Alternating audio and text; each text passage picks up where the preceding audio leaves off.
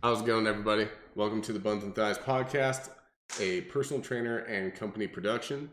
My name is Tim, And I'm Duncan. and this is our podcast where we talk about fitness and not fitness. So, like everything that's else. I always tell people about my workout programs that I have on the website, personaltrainerandcompany.com. If you can see the video, it's right over there. But if not, it's personaltrainerandcompany.com, and then you just click the workouts tab, and they're right there. Whether you're looking for symmetry, bodybuilding, strength, fat loss, or at home, no gym, no equipment workout, it's only $25 per workout. So it's definitely worth checking out. And this is the start of our show. So today, me and Duncan, by the way, Duncan is my client. I'm a personal trainer, seasoned for 7+ years. And we had a great session today. I think a lot of things were learned and communicated very well. And Duncan, how instead of me guiding, because like last episode, I basically kind of guided the whole thing. Why don't you tell me what any of the highlights, anything that you want to bring up, anything that comes to mind about what we talked about today? Uh, again, I feel like today there were just a lot of aha moments, and I guess one of the primary ones was where to even begin with this? I used to get very discouraged when you would have me go down in weight. So let's say that you say, okay, we're going to be doing this exercise today, and we have the barbell. Is that what it's called? Yeah. You have the barbell, and you put two 35s on, one on each side. And I try the exercise, and you say, okay, let's lower the weight. I get a little stubborn, and I'm like, no, don't lower the weight. I got this. And you have continued to say, and somehow it didn't click with me until today, that you kept saying, like, I don't care if you can get the weight up necessarily. Like, we're not focused on, I forget how you say it. You can say it later, but we're more focused on perfect form, not whether or not you can like cheat it up, but perfect form. That's a good way to And put it, actually. That oh, cheated up. I've never heard that, but that's kind of exactly what happens. Like not with just you, but like with everybody. Like they're focused like, on performing the action, the mhm. task, not the lift itself. They're trying to lift that weight up in some capacity, whatever the exercise is, instead of practicing the skill of the exercise. But anyways, go Mhm. ahead. No, that's a good segue. I usually think of this with like bicep curls. Sometimes you see people at the gym who, let's say the the dumbbell is in their grip, and they will do just these weird shimmies to get the weight up. And again, I'm not saying that it probably doesn't do something for your body, but it's probably not targeting what you think it is. And I use a spoon, and then like they like jump it up. But I feel like that had actually been somewhat of my mindset. If the weight was too heavy for me, I didn't want to say, no, I can't do it. Please, can we go down in weight? Instead, I thought, well, no, I want to be strong, so I will do whatever I can to get the damn weight up. And it finally clicked with me when you said something like getting the perfect body or the aesthetic that you're after, that only comes from learning perfect form. It's not how much you can lift necessarily. There's another component to that, which is how much can you lift with perfect form? And when that's the case, here's why I thought of it, because I was really struggling with push-ups today. And I was getting a little pissy with myself. Like, why can't I do a freaking push-up? Like, I figured I already know how to do these, and we've worked on these already. Why is it that I can't do a freaking push-up? And your response was, well, because before you were doing them like, okay, you were doing them good enough, but right now we're working on perfect. And perfect is hard, or at least harder. So I guess that was probably my first takeaway. Do you want to Do you have any remarks on that before I go through do. it? I do. You know what? You're the host today. Hey, You're cool. the one that's going to control the narrative. So, because like I think we talked about like five major breakthroughs today, and so let's just go through all those. But no, I definitely want to talk about my analogy I made about the sun. So like form is like the sun, right? And the whole Icarus gets closer to the sun metaphor. That's why I'm doing this. But the form, perfect form, is very complex. Like it could be any exercise. But perfect form does not just mean my body is in a certain uh, kinetic like configuration. No, it also means that I'm tensing in the right places. I'm bracing in the right places. I have certain muscles on an isometric brace, and I have certain muscles that are doing a dynamic movement. And I have other muscles that are also fighting that same muscle. That's the corrective exercise term, where, like, if you're flexing with your bicep, your tricep is also slowly releasing. It's not just relaxed, it's stabilizing it. And so you're stabilizing in certain places. And once you are able to have full control over each individual muscle, that is when you gain these level ups in body formation. Like, for example, what we went over today was extremely back related, even though we didn't do any back exercises. We made sure that your chest was up, your shoulders are back and down, but those are layman's terms. That's what I tell somebody if I'm telling them for the first time. For you, I say, okay, let's bring the scapula together. Let's flex the lats. Let's bring up the chest. Bring the shoulders back and down. I bring the layman's in there as well, but I explain along the way. I want you to flex every single muscle in your back while you're also depressing actively with your shoulders, so that you don't just have a flat back, you have like an iron shield back there. And then with that actually translates to not just deadlift. Like when someone hears that, they think, oh, he's getting ready for a deadlift. No, that's for push-ups. Like, you want that kind of rigidity with every single exercise that does not requires spinal flexion. And spinal flexion, like basically bending over with like a sit-up. For example, if you just did sit-ups with a rigid back, you would only be using flexors. You want the spine to curve. But yeah, that ability to that increase in knowledge and that increase in the practice thereof, because if you get out of a coma, and you're like, if I got out of a coma, I would not have the control that I have now, even though I know how.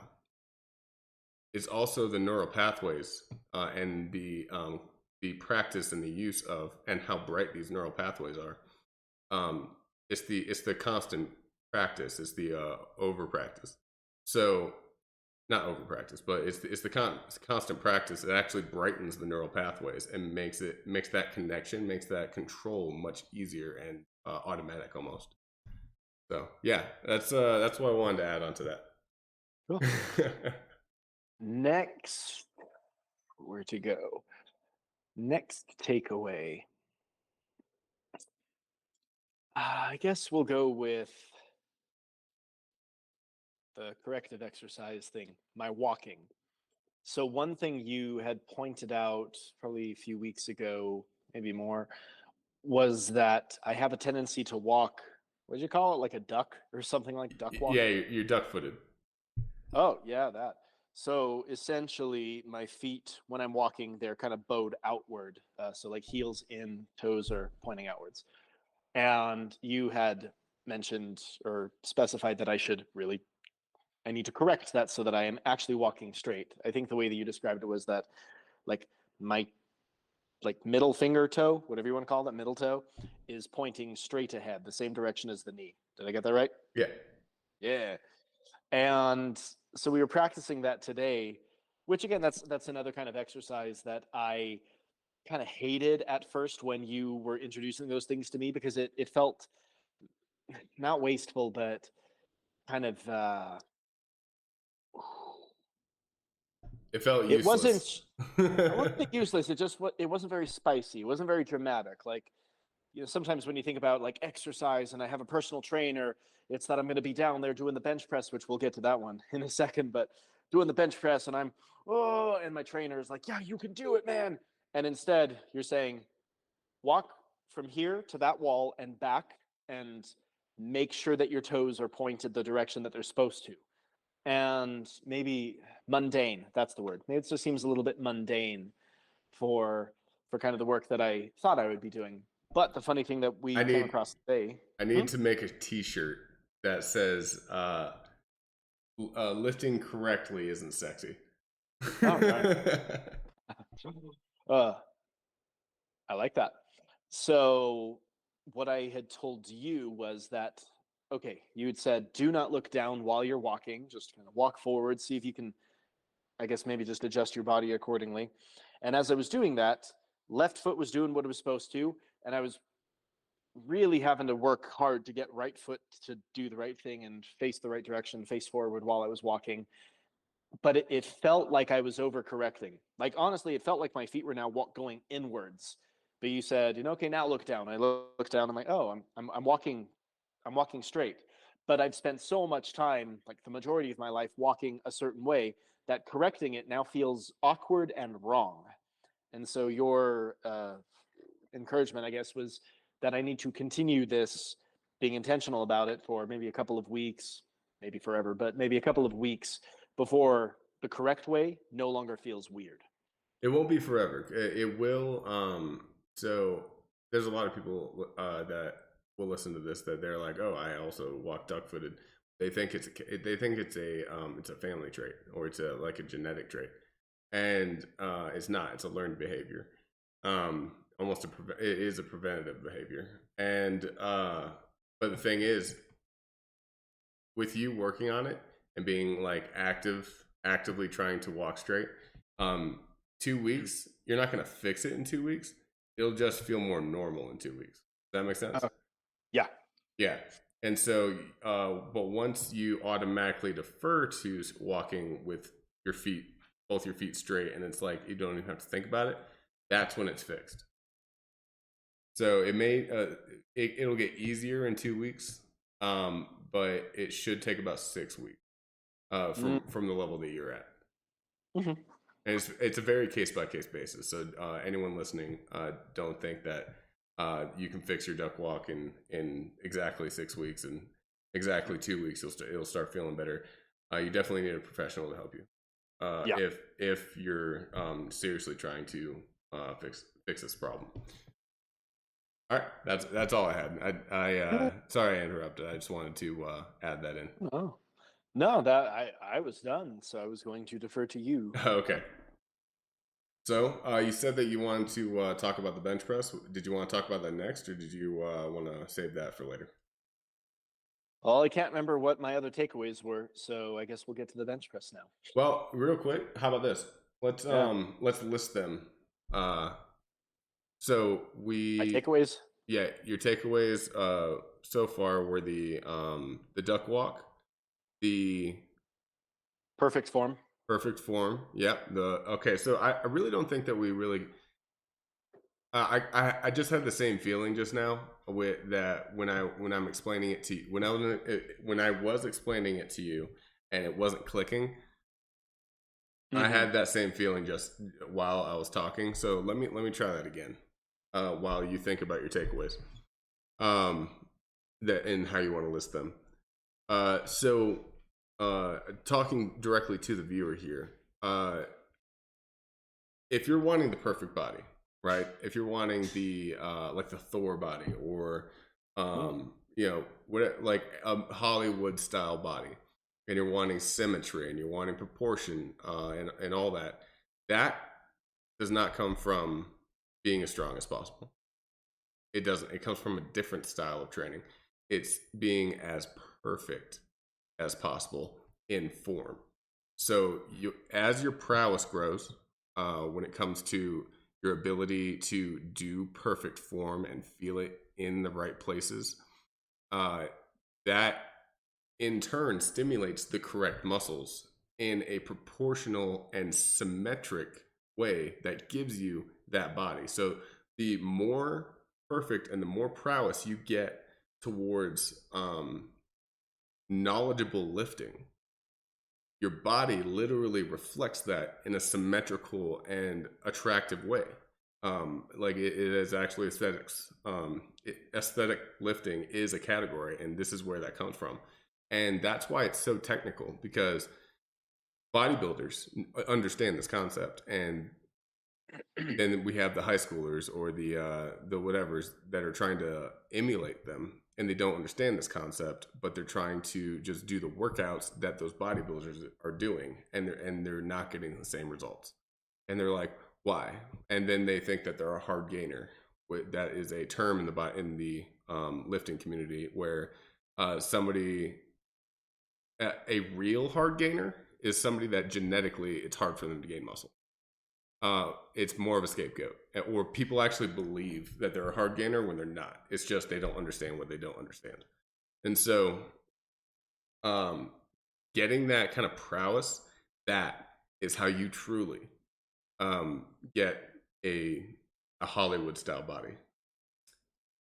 And we kind of had that conversation. We've had this I have this conversation with all my clients, but it really clicked with Duncan today, and I was like, yes, success, breakthrough. I think that was the funniest thing, is once it clicked, I realized that you've actually said this a lot, and it wasn't that I was lying when I said yes, I understand, because I feel like I understood it conceptually, like, yeah, that makes sense. But when it actually clicks and it doesn't just make sense, but it like internalizes, I feel like that's what happened today. We go, oh, okay, yeah. For example, it's like the difference between when you're doing a sumo Romanian deadlift and you feel your gluteus medius, or you don't feel your gluteus medius. You can actually like defer to engagement of you can turn on automatically the gluteus medius by rotating the legs out and slightly doing a hip thrust towards the ground while your back is rigid. But if you're not doing that, invisible to the naked eye, because if you're pressuring your legs out, they still just look stagnant. So no one can notice this, but you are flexing your gluteus medius before you even start the lift, and then you hip thrust and bring that bar up. So it's the difference between the engagement of that and not including that, and doing the same exact movement, but with not the correct muscles and not the correct engagement. So I wanted to really be specific with that and give an example, because like you understand it now, but I've been training you for a while. So to the average listener, I really think I feel like I explained it a lot better this time. But I just wanted to add that one point. I wanted to give an example so that maybe they could understand a little bit deeper. And I had a different understanding I was going to share that we didn't actually talk about earlier, but I lost it again. But another one that we didn't really talk about earlier that I wanted to mention was the idea of, it's going to sound so corny, but knowledge is power. Like you hear that a lot, and I feel like people use it in more of a maybe like a social or an economic sense, or maybe even like a social justice. Like, it's actually literal this time instead of figurative. Because that's what people say is like, oh, you don't want to get taken advantage of people, and knowledge is power, and you want to be able to have upward mobility, so knowledge is power. And that's kind of the iteration that I usually hear about that term. But in this case, you can actually lift more if you're smarter. Oh, and that was another thing I was going to bring up. That's the thing that came to mind when you were talking just now, is the idea. You said that what was it, like hard lifting. What was the term? Where you do like a hard gainer. Hard gainer. Thank you. It's hard for them to gain muscle. But I feel like, just kind of my personal opinion, a lot of I certainly would have put myself in this category 6 months ago before I met you, and still partially, and probably a lot of ways that I still have to learn about health and fitness and the human body and anatomy and all of that, musculature. But I feel like because many, or maybe even most people don't, they just don't know stuff. It's easy to latch on to, like you said, scapegoats. So disclaimer, I know that there are people who are hard gainers, you said. Yeah, it's Like rare. there are people who are hard gainers, and there are people who have thyroid issues and hormonal imbalances. Those people, I know that you absolutely exist. But the sheer volume of people who attribute their lack of success in health and fitness to those things, it's a little disproportionate. I can't imagine that that actually is everybody, or it's probably more likely, in my opinion, that those people just don't know. They just don't know better. Does that Yeah, make sense? I was about to say that. It's actually it's I don't think it's their fault. It's more of like Oh yeah. yeah, it's more of like it's the lack of knowledge. They don't know what they don't know. And so they hear this term hard gainer and they're like, "Oh, I must be a hard gainer because it is so hard for me to or somebody that's it's hard for them to lose fat even though they're starving themselves." Like, "Oh, I just my metabolism's ridiculously slow." And so it's these common phrases Hmm. that are spread around, and just like how we always like to and I'm not saying aliens don't exist, by the way. That's I love that's what I said, but I'm not saying aliens don't exist, but the human brain likes to, or magic or whatever back in the day, the human brain likes to connect patterns and try to solve things they don't understand. And so it's almost kind of like that, where they Hmm. hear these and they're like, that must be it. That's the answer, and then they just accept it and move on. Because it is, it's true. Like the easiest, most convenient answer, the one that is the low hanging fruit, we'll call it that, is usually the answer that people arrive at, and or that they get settled on, and it may or may not be correct. I have an example, kind of a comparison. So for the viewership, I am also a high school English teacher, and I've worked with a lot of different grade levels. I used to work with middle school, and one of the things that I saw very prominently was ADHD diagnoses. Now, kind of same deal. I understand ADHD is actually a thing. It exists. It Oh, can be oh quite yeah. monstrous when That's people a, actually have it, but it is also disgustingly overdiagnosed. I yeah. hear it all the time. The amount of people who say, "Oh, that was just my It's actually ADHD." a very good Yeah. comparison. It's about the same, Hmm. and it's very prominent in high schoolers where they're like, "Oh yeah, I'm a hard gainer." They try to justify, and the whole uniqueness search is part of that as well. Like they want to have a label kind of thing. A little bit, Yeah, they because want to have something wrong with them. It's complex, and I'm not gonna get into it because if you say it out loud, it sounds harsh. But it does. But so I'll kind of make the comparison a little clearer. So with the ADHD thing, um, it can be a tough. And again, I understand ADHD exists for the viewership, be right, easily offendable, but I guess what is more likely, that you have ADHD, which is an imbalance, it is hormonal, it is physical, it is chemical, it is all of those things. Which is more likely, that you actually have ADHD, or you like or drugs. that you're undisciplined? Or yeah, you have this, or you're undisciplined. Well, this is a tougher pill to swallow, because if you're undisciplined, then there's a little bit more of that personal responsibility that you're going to have to take in order to amend that. So in my opinion anyway, it's a little easier to say, well, I'm not undisciplined, I just have this issue and I'm out of control, or I have no control over it. Same kind of deal, where what's easier to swallow? I am incompetent, like in the true definition of the word. I am incompetent in the gym and I don't know what I'm doing, or I just am a hard gainer. Right, Which is easier to swallow? and This one. it's also easy to tell people. Oh, It's easier to yeah. tell people as well in conversation. Duncan, Uh, why haven't you made the gains? I'm a hard gainer. No, I'm undisciplined and I'm unfocused and I'm incompetent. I don't know enough to be able to. But yeah, you're right. That's a little harder to accept and yeah. to propose to others. All right. What's next? Um, let's go bench press. That good? Okay. Let's go bench press. Kosher. So bench press. What was the bench press? Oh, getting angry, get mad. It's like don't get mad, get glad, except it's the opposite. Don't get glad, get mad. So we'll clean this up a little bit afterwards about it's not necessarily getting mad, but the way that you had told me about it was screw it. It was something about activating the adrenal gland in order to gain power. Go there with it real quick, and then I'll Okay. cycle back out. So what he's talking about is basically stimulating the CNS, the central nervous system, in a way that does an adrenaline response that physically and literally, not figuratively, literally makes you strong. Because it's not exactly solely because of a hormonal response. It's a combination of things. It's the fact that when you're angry or when you're scared, you tense everything, and the more muscles that you tense at once, the stronger you are, because you're doing a louder central nervous system signal.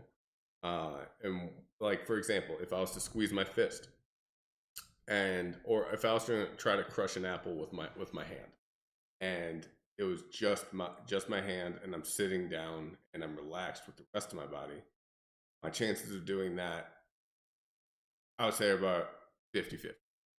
If I stood up and I also had another apple in my other hand, and I have two apples, I'm trying to crush them both, and I'm flexing my entire body, my butt, my toes, my abs, everything, and my neck. If I am flexing everything and tensing everything, my chance with my strength level, my chance of doing that would be 100%. I'd be able to crush both apples. Cool. But so that's one of the things that attributes to this. Another thing is that singularity focus, and this is if you focus on one thing that makes you mad, makes you hyped, makes you scared, and the whole fear thing, that's not really used in the gym, but that's more along the lines, just to give you an example of like a mother pulling a car off a baby. That kind of thing. So they're fearful for somebody else's life, and it's like that is a level of adrenaline that cannot be reached.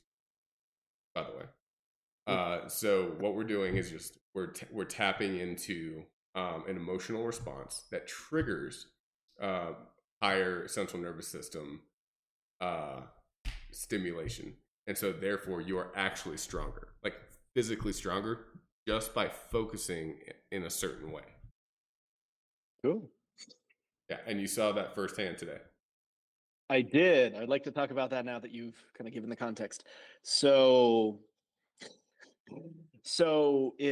okay. So you have the bench press, and you started putting a bit heavier of a weight on it than I had ever done before. And at first, I thought that you were putting that on there for you, like you were going to go do a set. But then you stopped after the one, and I thought, you usually do a heck of a lot more than that. And I realized that's for me, isn't it? And I asked you that. I'm like, oh, that's for me. And you said, yes, it is. And I wasn't nervous then. I got a little nervous when you added weight on top of that, and we can talk about that in a sec too. But yeah, you told me essentially get angry. And disclaimer, you told me afterwards that, maybe we can learn how to channel this in a more positive way so you don't have to get pissed every time that you're going to do the bench press. But for now, this is what it's going to take, and this is what you got to do. So you said, think of something that makes you mad, and I thought of one particular thing that makes me just my skin crawl, and oh god, it makes me mad. Oh god, it's a very it's very makes me mad. Political. It's subject. Very political, so I'm not going to go there, but it is deeply entrenched in me, and it is something that I have had much experience with, and they have mostly not been good experiences with this particular topic. It's a very political topic, so we're not going there. Let's save that one for when we have a higher viewer base, and we can we'll do that on episode 100. We can take a higher chance. For now, we'll keep it not vanilla, but the spicy level, we'll call it spicy. We'll keep the spicy level at like General So's. I like that. So anyway, there was just this one topic, and I started thinking about, started kind of talking about it. And so I get ready to do the bench press, and I also am doing all the bracing and stability things that I'm supposed to. Okay, so back, okay, do that, rotate the knees out, clench the butt, okay, and get that off. And here was the thing that really, really, really surprised me. Even though it was a higher weight than I had done, and I really was expecting it to be kind of hard to get up. It really wasn't. I just kind of, and then uh, and then it was up, and then I did my first rep and got it back up, and I was thinking, You also did yeah, it I'm right. quickly. I did. Yeah. Yeah, it wasn't that like because that happens sometimes where it's like I'm afraid, and you usually tell me like, don't go that slow. You're depleting your ATP, and like I know, but Duncan has fears. I'm afraid. I'm afraid I'm going to crush my rib cage, which we'll get to that later. But this time, yeah, down, up, and then I got a little bold. I'm like, I could do another one, even though this was my PR actually. Yeah, you started out and I was it. like, Duncan, no. So then I of course went back down. Yeah, and then tried to get it back up. Oh no! Save me, Tim. I can't.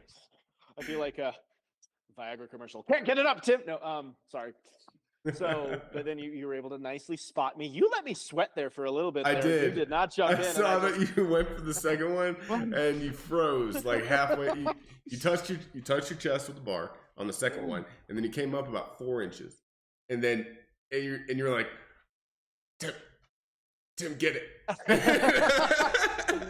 I just looked at you. I was like, push. You can do it. I believe in you. He's like, I don't believe in me. I'm like, okay. And I grabbed it. Yeah. That was funny. And then you did, but I was able to get that up. And then I did it a couple more times, like a one rep, which was nice.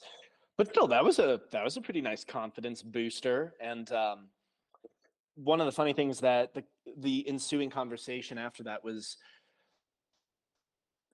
around grunting, because I belong to a gym, won't name names, but it has something called a lunk alert. And essentially the purpose of this is that when someone is acting a little bit too machista, you go and you tell the staff, and it's like, hey, now your behavior is making people feel insecure about themselves, and you better cut it out. Pretty sure everybody knows about this gym. I know, but I didn't name names, so it has plausible deniability. Right. So I know.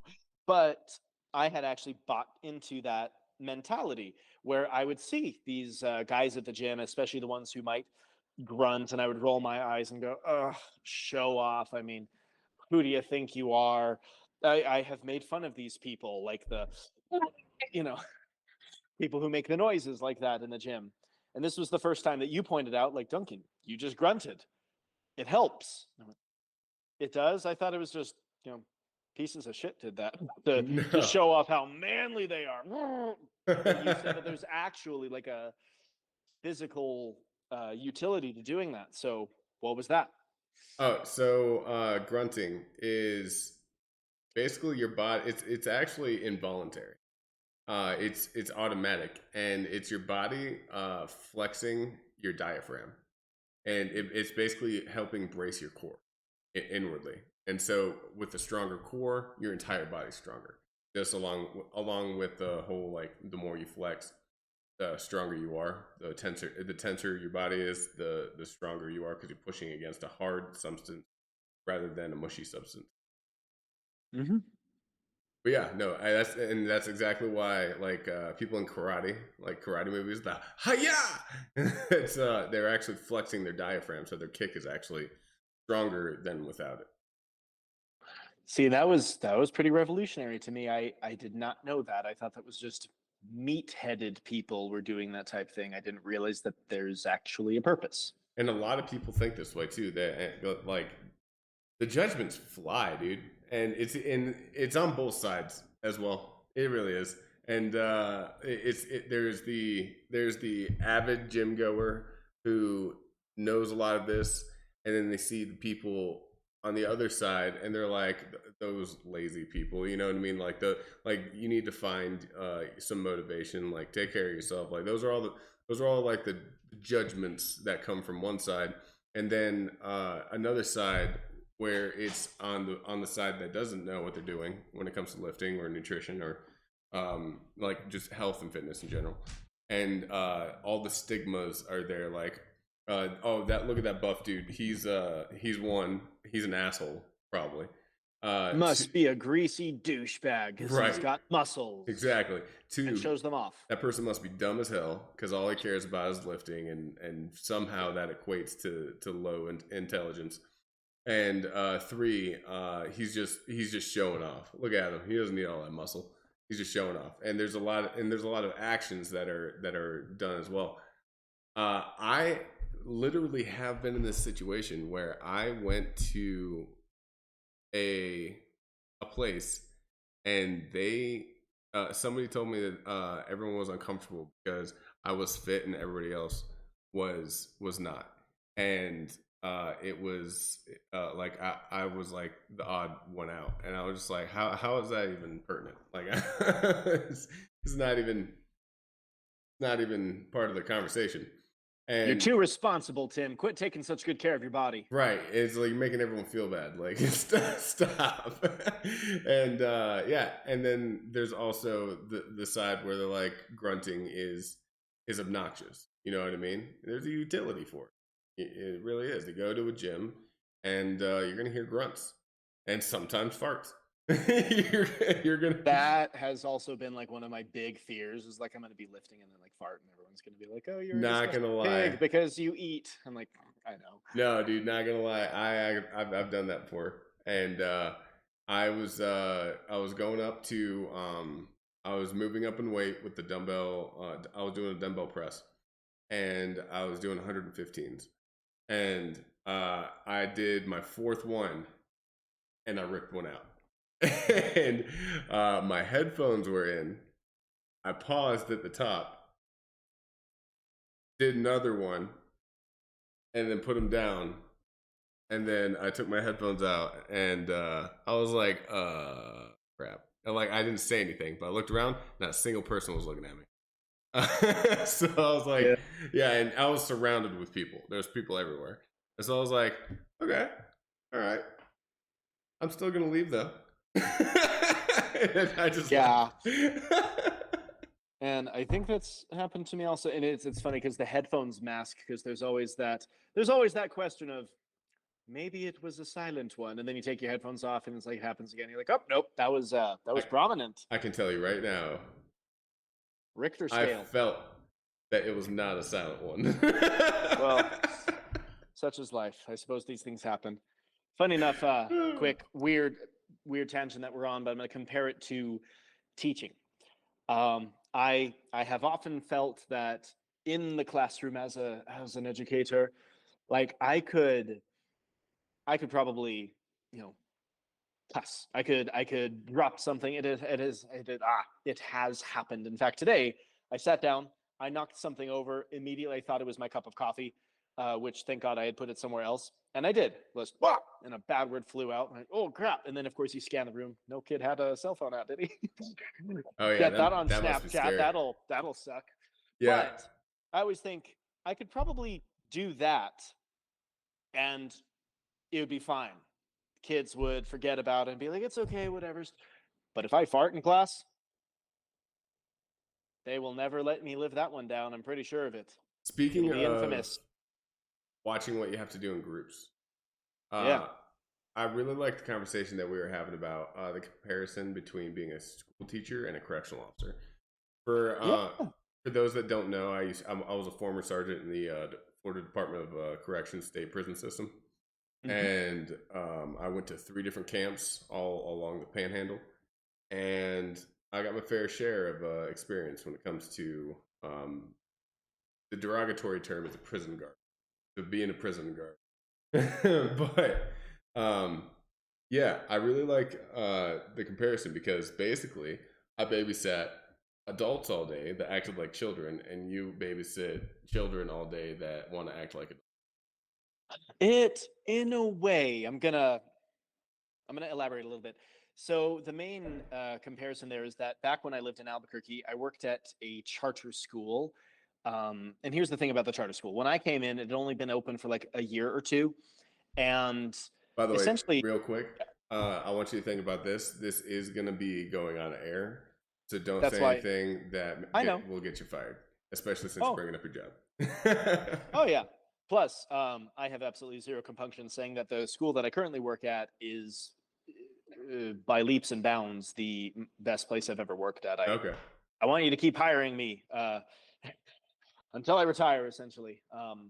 But the school that I worked at in Albuquerque, and I wouldn't have anything. Actually, I'm going to go on a different tangent. Whenever, especially like in a more public way, whenever people will like complain about their jobs, even if it's like one that they have left, I always just think, well, I feel like that's a little bit ungrateful. I mean, I have worked at places I didn't care for very much, and either shut up about it or figure out what you learned out of the experience, but don't be negative about it. It's Either shut up about it or get yeah. No, out. essentially, yeah. I guess my tolerance for adults who gossip and complain a lot is very, very low. Same. And I feel like adults tend to think that, well, I'm not a complainer, but, and then they complain about their jobs. I'm Like not a jobs get a, complainer, but but like jobs I don't get a free gossip. But did pass. you hear what? No, exactly. Like their dissatisfaction with their employment becomes an acceptable form of, and then they justify it with the whole, well, it's just a vent session, just getting it off my chest. I'm like, well, if it's off your chest, then you can stop talking about it, but you tend to just swirl in it, which again I think is a little bit childish. So that's to say, I'm not going to say anything negative even about places that I don't work at anymore, because so this place I worked at in Albuquerque, when I first worked there, when I first began there, and I don't think this is a negative thing to say, it was tough. It was my first year as a teacher, and they always say that that's a really tough year. And this particular school, it was a new charter, so it's not like they had their name wasn't out there in the community, so it wasn't like people were lining up to come in. Now I'm pretty sure they have a wait list because they've gained a lot of, not notoriety, what's the word? Acclaim. They've gained a lot of acclaim for their programs and the results that they're Tenure. able to get with students. Hmm? Tenure. Nah, because that would be like individual teachers. I'd say this is more recognition, perhaps. So, but back in those days, it was a new charter, which means you were kind of taking a bit of a risk sending your kid to the school because we didn't have a track record. We didn't have the results yet because we need to be able to prove those over time, and we hadn't been opened enough.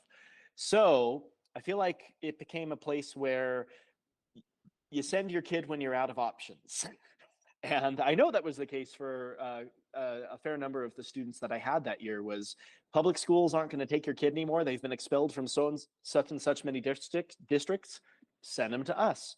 And that was also part of it, is that the mission of the school was to take the kids who were considered high risk or at risk and may not have had the same kind of educational opportunities and try to give them a boost. So in a way, the fact that we had that demographic was actually intentional, but it doesn't mean that it was any easier to deal with. I had done my student teaching in a private school, so the worst behaviors that I had there were kids, slouching or being on their phones or rolling their eyes at you or something, or maybe they were a little chatty. Suddenly, I had kids like I had a kid start a fire in my room. I Of had fire. Yeah, What? that one was a fun one. And of course, one of the students caught on to it, a different student. He like, oh, mister, like I smell something. I smell smoke. And I played it off. It's just the vents. They're turning the heater on. That's what it smells like. No, really, I think it's a fire. Shut up, kid. It's the vents. And in the meantime, I like get on the phone, like someone like send help. But yeah, I had that. I had a kid swing at me. That's a lie. He made contact. I got hit a couple times that year, which I never even in my life expected that to happen, because people say like, can you let this kid hit you? Never even occurred to me that the swing was coming, and he didn't even hit my face. He hit my shoulder, but still, it was a whole new world. So, but one of the things that my boss always used to say is that we want to be responsible adults and try to help these kids find their voice and find their power or whatever. We want them to be empowered.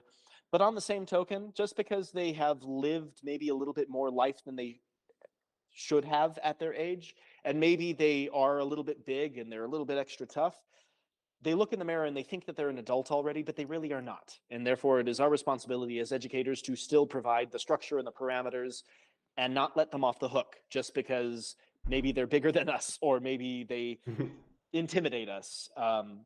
And that was a bit of a learning curve. That was a huge learning curve for me because that first year I was kind of freaked out by those kids.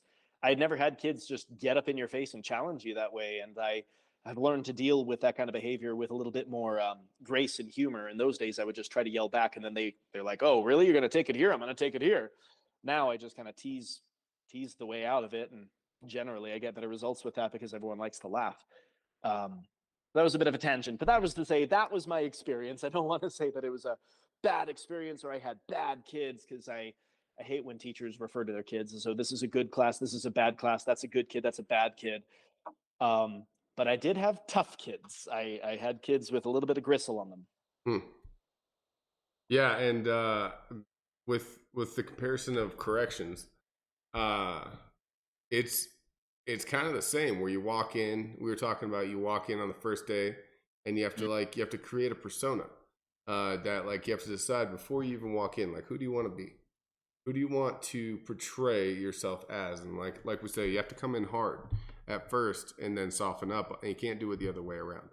Otherwise, they'll walk all over you. They won't respect you. And hard does not mean that you should be unfair. Hard does not mean that you should be anything that is stepping over the line. Hard just means that you enforce the rules and you don't take intimidation. You don't take any sort of flack. You don't take retorts, and you don't take disrespect. And if that does happen, if that situation does happen, I wish, I'm not gonna lie, like there are some aspects of being a correctional officer I miss.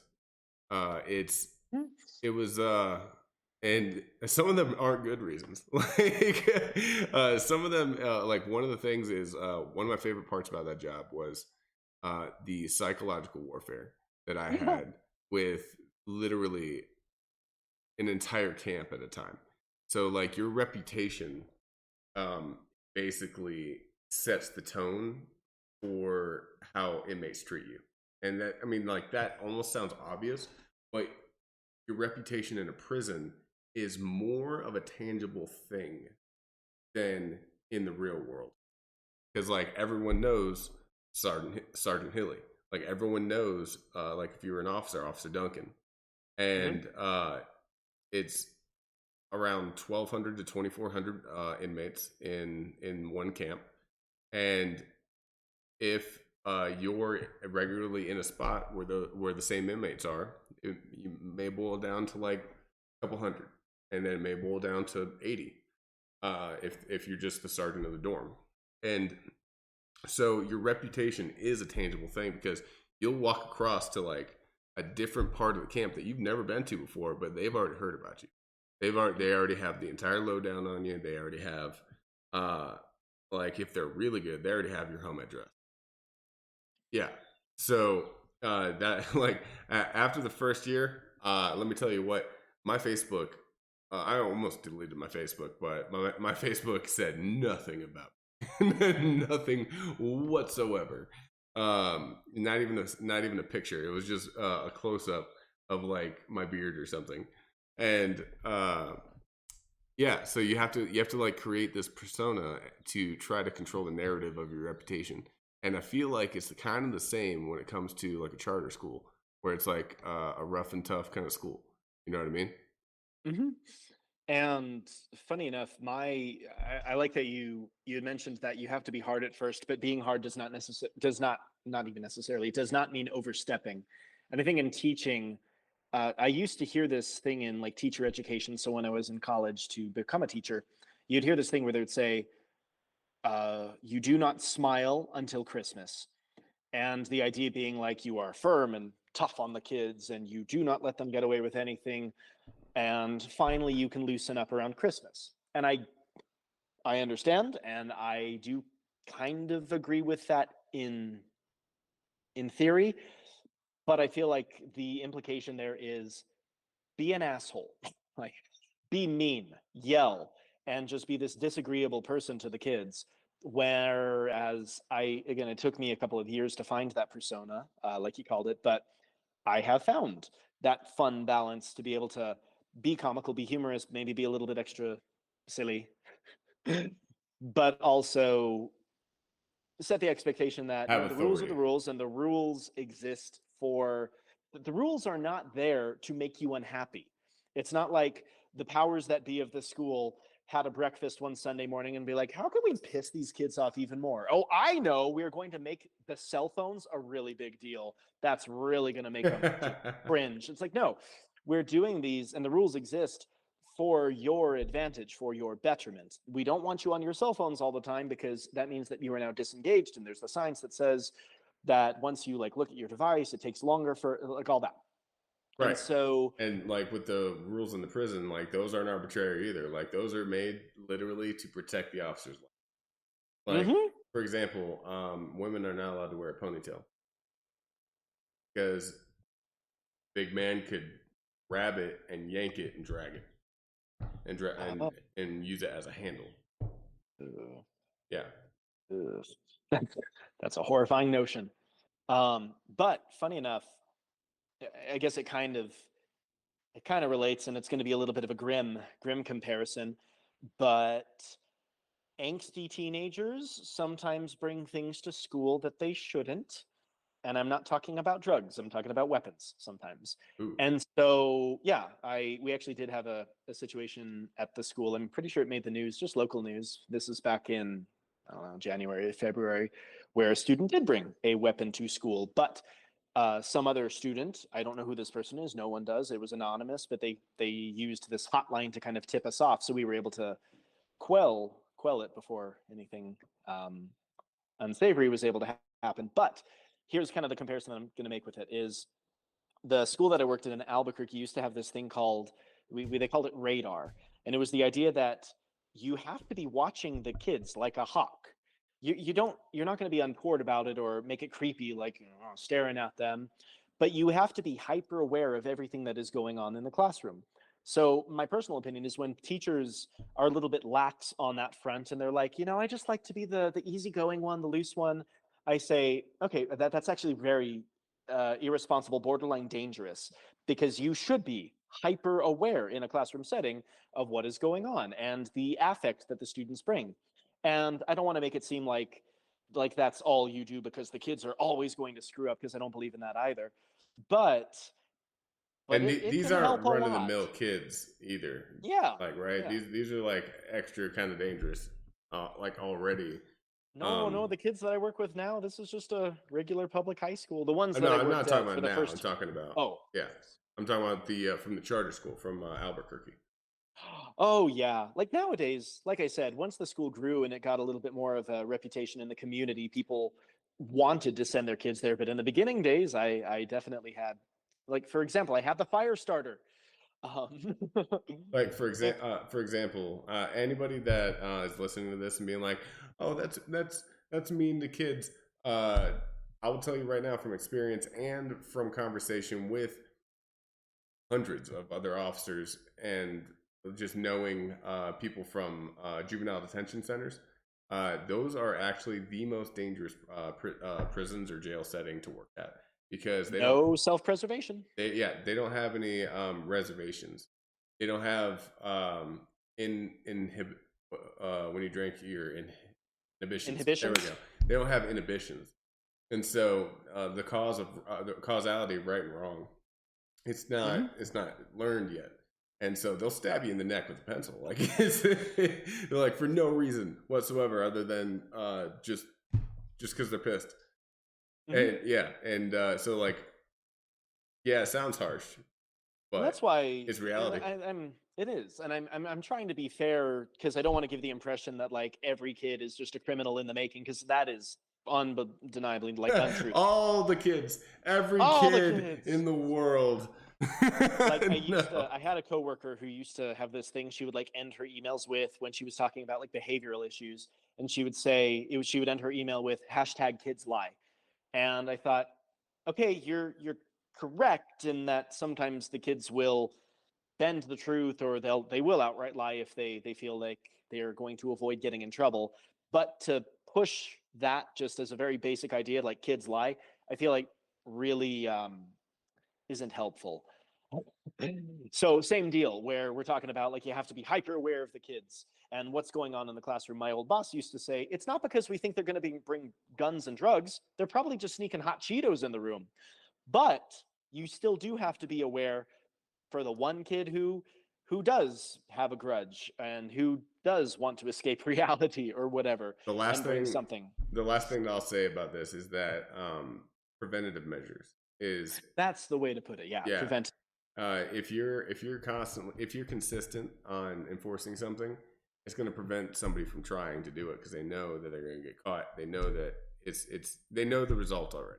And so if you're the nice one, if you're relaxed and stuff, there's a lot more they'll try. They'll try you more. And if you're just consistent and you're like, hey, and I know, and you can't worry about being liked either. It's like anybody that's going to cross this line, this is what's going to happen. That's causality. Yep. And, yeah. But so we're running a little short on time. I wanted to ask if there's any other things that you want to bring up from our training session today, because I really did enjoy the session today, and I think that a lot of things were it was kind of like a paradigm shattering kind of day where it was. Yeah. And just to review some of the things that that we went over, the walking and the overturning isn't actually overturning of your foot. The the extra stimulation of the central nervous system by either thinking about something that makes you mad or hyped, or like just hyping yourself up, trying to really tense the entire body and lift more as a result because of that. And I'm not gonna lie, I forget the rest. I think that did about cover it. I think we also talked a little bit just about mindset and how, certain things that I thought were just, meatheads being douchey in the gym are actually they're perhaps doing it on purpose, and it is actually helping their gains. We also talked about, actually no, that we didn't talk about this, but I did want to bring it up in our brief amount of time. After I did my PR and I was really, I'm jazzed about this, you stuck 2 more 10s, one on each side. And that's when I was not so hyped. And I thought, I even verbalized, I said, like, okay, I got to tell you, like, I'm kind of afraid now. Like, I am afraid, I don't think I can do this one. And you had said, oh, well, that's okay. I'll spot you. And I tried it, got the bar off, went down a little bit, went, no. You got the bar off, you went down 1 inch, and then you're like, nope, put it back on. And you even said, like, no, like, you're going to do this. And normally, but I'm afraid I don't push for that, right? Normally, it's true. This was a rarity today, but you had a good point to make with it. Yeah. So this is. I just want to just make sure that the viewers know. Normally, if someone is uncomfortable with an exercise, I'm going to find another way to do it, and I'm actually very good at that. But and you have been over these months, and I think that was a bit of a stigma that I had with personal trainers, as I always thought that they were there standing over you, yelling, "You fat piece of trash! Do one more, push!" And you have been the exact opposite of that. So today was a bit of a rarity when you were like, "Nope, you are not getting up until you've at least tried this."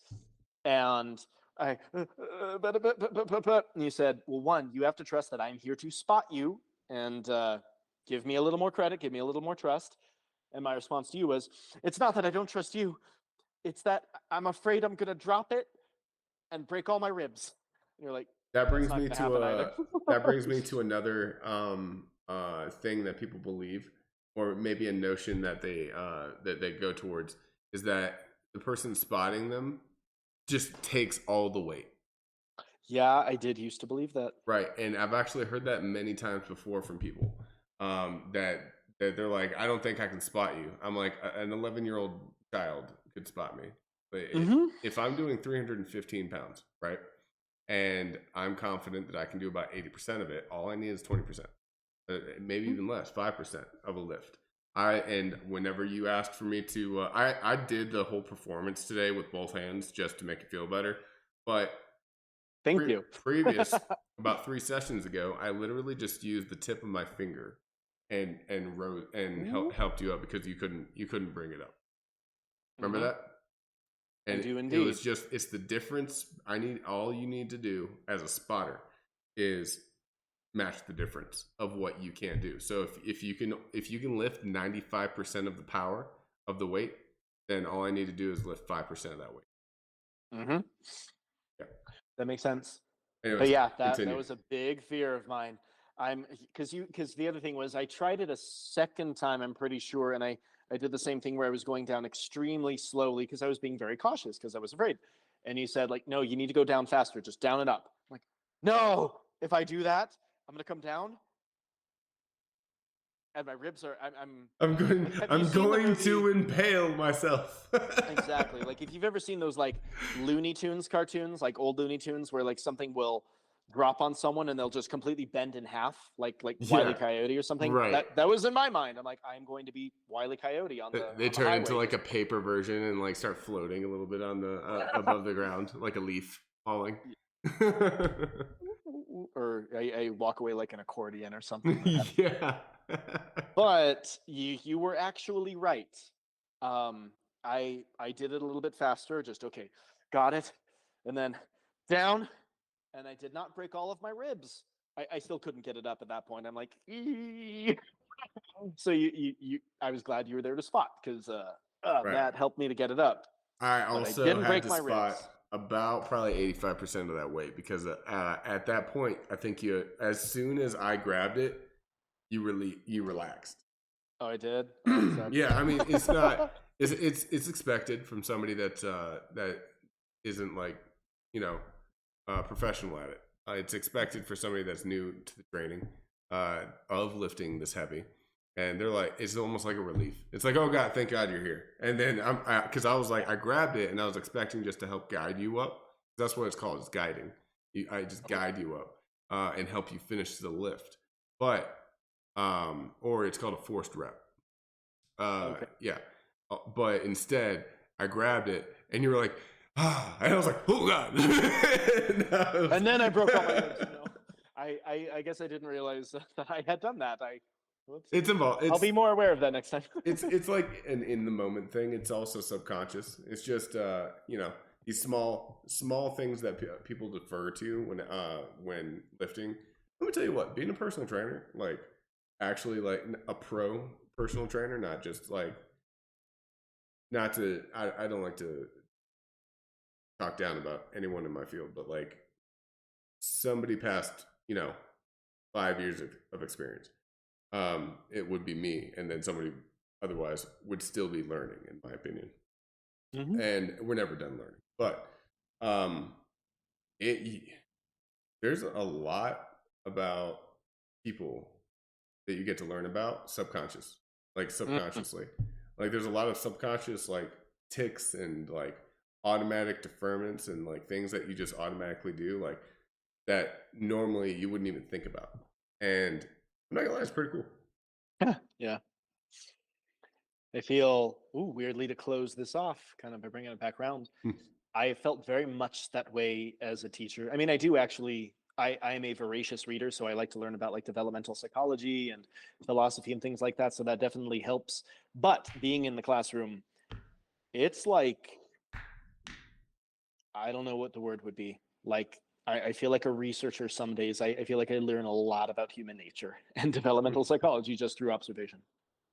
All right. But if I'm going to end the podcast here, unless you have anything else you want to add. Michael Keaton's Batman? No, I'm just kidding. Going back to the third episode. All right. So next episode is going to be a little further away. But we pre-recorded this one because I'm going to be on vacation for a little bit. So this one's going to come out Monday, past the 19th, whatever that is. And so thank you all for watching or listening. We are on Apple Music, Amazon Music, Spotify, Pandora, SiriusXM, everywhere that you can listen to a podcast we're on. And check us out. See how the rest of the episodes are and let us know how we did. The official website is personaltrainerandcompany.com. Everything you need to know is there. And all of our handles, all the content that we create, it's all in that hub. So my name is Tim. And I'm Duncan. And podcast out.